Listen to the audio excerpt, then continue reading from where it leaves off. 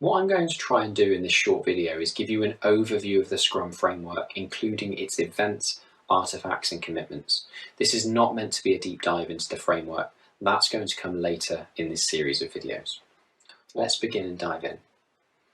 It's considered a complementary practice to the Scrum Framework, but every product needs a vision.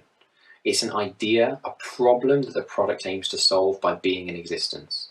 The product goal, a strategic step on the road to that vision, is expressed by the product owner.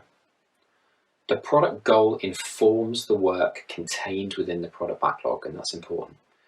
The product backlog being the single source of work for the product.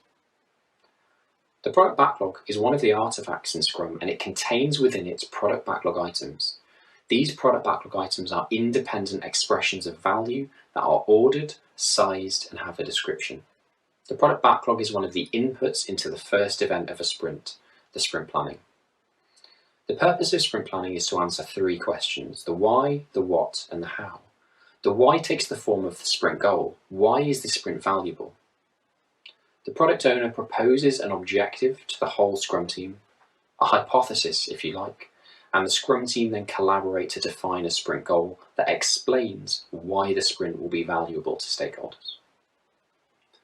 Once the sprint goal is defined and committed to, the developers create a sprint backlog, a forecast of the product backlog items required to meet the sprint goal. It is this sprint backlog that answers the remaining two questions: what can be done this sprint, and how will the chosen work get done? They're answered by the developers. Every day during the sprint, the developers will meet for their daily scrum. It's a 15-minute time-boxed activity for the developers to inspect the progress made on their sprint backlog and adapt it as needed. This frequent inspection and adaptation makes it more likely that the sprint goal will be met. Nearing the end of the sprint, the Scrum team will present the increment they've created to the stakeholders with the purpose of eliciting their feedback in the sprint review. This feedback will likely be incorporated into the product backlog for future ordering and future work. Importantly, only a done increment, that is, work that meets the definition of done, will be made available for inspection at the sprint review. The final event in the sprint is the Sprint Retrospective. It is an opportunity for all of the Scrum team to plan ways to increase their quality and effectiveness.